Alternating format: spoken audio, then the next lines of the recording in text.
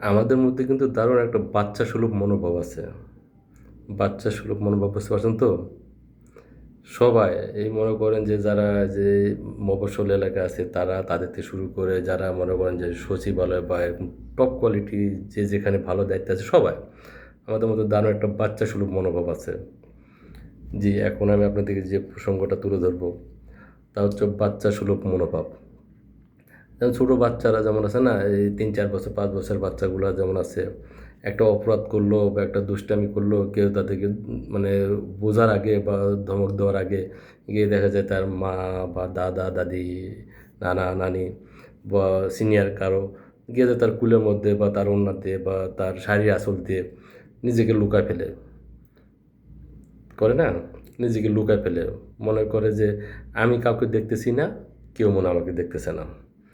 মুখটা ঢাকলেই মনে করে যে সে বুঝি সেফ সাইডে চলে গেল। ঠিক এরকম যে আরেকটু ক্লিয়ারভাবে বলি, বাচ্চা সুলভ বললাম এই কারণে যে আমরা ইহকালে আসি দেখি এটা আমাদের জন্য একটা বাচ্চা সুলভ মনে হয়।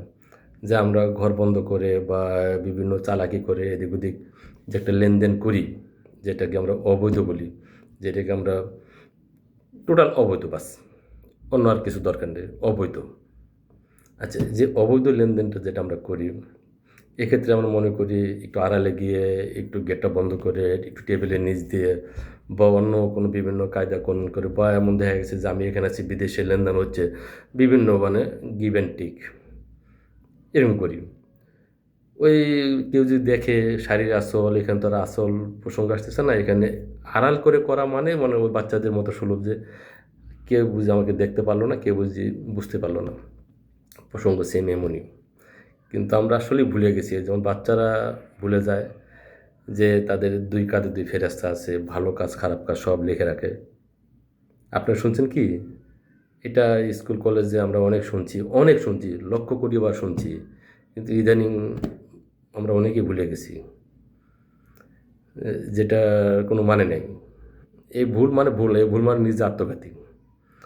ঠিক আছে? তো এই যে 2 কাঁধে যে 2 ফেরেশতা আছে, এরা সব কাউন্ট করতেছে। ওই ছোটো বাচ্চার মতো দা দাদা দাদি নানা নানির শাড়ির আঁচল বা ওই মনে করেন যে লুঙ্গির আড়ালে গিয়ে লুকালেও কাজ হবে না। ঠিক আছে? আমরা শিশুসুলভ আচরণ থেকে সরে আসি। সৃষ্টিকর্তা আমাদেরকে যে ধর্মীয় যে একটা আমাদেরকে যে প্ল্যাটফর্ম দিছে, এই প্ল্যাটফর্মের সুরক্ষায় আমরা সুরক্ষিত হই। এই প্ল্যাটফর্মের নির্দেশগুলো আমরা ফলো করি। এই প্ল্যাটফর্মের যারা মনে করেন যে অতীতে যারা অনুসরণ করছে, যাদেরকে আমরা মূল্যায়ন করি, যাদেরকে আমরা মন থেকে মনে করেন যে সম্মান করি, আমরাও যেন চলে যাওয়ার পরে আমাদের ভবিষ্যৎ বংশধর যেন আমাদের খুব সম্মান করে। আমরা যেন এমন কিছু না করি, আমাদের কবরস্থান দেখে যেন অনেকেই আছে যে থুতু মারে।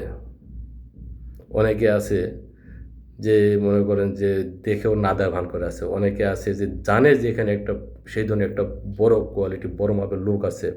হ্যাঁ? ওটা মনে করেন যে জাস্ট ডোন্ট কেয়ার ভাব করে চলে গেল, এমনটা যেন না করে। অন্ততপক্ষে ওটা পাশ আমাদের কবরস্থান পাশ কাইটে যাওয়ার পরও যেন ঘুরে তাকায়, যেন আমাদের জন্য সৃষ্টিকর্তার কাছে মনে মনে হাঁটতে হাঁটতে যেন একটু ভালো কিছু দোয়া করে। হাত তুলে দোয়া করাটাই কিন্তু দোয়া না। এরপরও দোয়া আছে। আপনি মন থেকে যদি মনে করেন যে এখানে একটা কবরস্থান আছে বা এখানে লক্ষ মানুষ বংশ পরম্পরায় মানে চিরশয্যায় শায়িত আছে।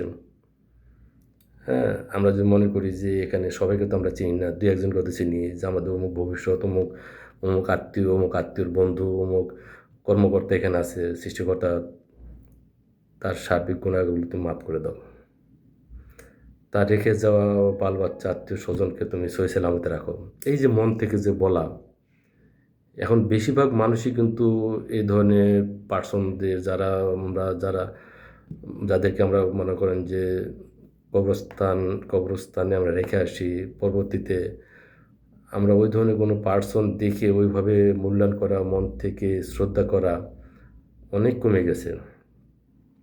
অনেকই কমে গেছে। কমার তো কথা না। দিন দিন তো কবরস্থানে আরও চারদিক দিয়ে ভিড় হওয়ার কথা। কারণ তাদের বংশ পরম্পরা অনেক লোক সংখ্যা হয়ে গেছে, অনেক বেশি পরিচিত জন হয়ে গেছে। তারা তো দলে দলে প্রতি সপ্তাহে সপ্তাহে শুক্রবার করে করে তো ভিড় হওয়ার কথা, যে আমার এরকম দাদা ছিল, আমার এরকম নানা ছিল, আমার এরকম আত্মীয় ছিল, আমার এরকম একটা বস ছিল, আমার একটা মালিক ছিল, আমার একটা কর্মকর্তা ছিল, তার জন্য এরকম দোয়া করি, তার জন্য 4টা ফকির আশেপাশে 200 টাকা দিয়ে দিই। বিশেষ করে শুক্রবার করতে এরকম ভিড় হওয়ার কথা ছিল, তাই না? কিন্তু এমন কি হয় কি, সব কিন্তু আমাদের কর্মের ফল। আমরা যদি ভালো কাজ করি, যখন কেউ যাবে ওই দিক দিয়ে, তখন অবশ্যই কবরস্থানে কাজ দিয়ে যাওয়ার সময় যে মনে করেন সে কবরস্থানের পাশে দাঁড়াতে না পারলেও রিক্সা বা মোটরসাইকেল বা হাঁটা পথে বা যে যাক, অন্তত মনে করবে যে কবরস্থান দেখলে যখন আমার একটা এরকম কাছে মানুষ ছিল, সৃষ্টিকর্তা তুমি তার দিকে একটু রহম করো। এটা মন থেকে আসাটা কিন্তু বিশাল দোয়া। এখন এমন কাজ না করি যে ওইখানে আমার সেই লোক, এমন একটা কোনো পার্সন কবরস্থানে চিরশয্যায় শায়িত আছে, তার কথা মনে পড়তেই কবরস্থানের দিকে তাকালাম, তাকায় মনে করি তার বাচ্চা মারা গেছে, ভালো হয়েছে, যা করছে তো করছেই। এই ধরনের কথা যেন না আসে, তাহলে আমরা পৃথিবীতে আগমনের যে আমাদের যে মেন উদ্দেশ্য, সৃষ্টিকর্তা যে আমাদের যে পাঠাইছে পৃথিবীতে, সব লজ্জায় লজ্জিত হওয়া ছাড়া আর কিছু করা থাকবে না। লজ্জা ঘৃণা মিশ্রিত, মানে সেরকম একটা, মানে কি বলবো, যার সাথে কোনো কিছু তুলনা করা যায় না, এই ধরনের পরিস্থিতি যেন না হয়। সৃষ্টিকর্তা আমাদের সকলকে সুপথে পরিচালিত করুক। ভুলভ্রান্তি হতেই পারে পেছনে, সামনে যেন এগুলো না হয়। সামনে যেন আমরা সব কিছু সুন্দরভাবে, অতি সুন্দরভাবে যেন আমরা পরিচালিত করতে পারি, আমরা যেন ভালো কিছু কাজ করতে পারি, আমরা যেন নিজেকে ভালো একটা মর্যাদার স্থানে রাখতে পারি, ভালো একটা মর্যাদার স্থানে রেখে যেন আমরা চিরবিদায় হতে পারি। অনেক ধন্যবাদ। সম্ভব হলে শেয়ার করে দিন। আসসালামু আলাইকুম।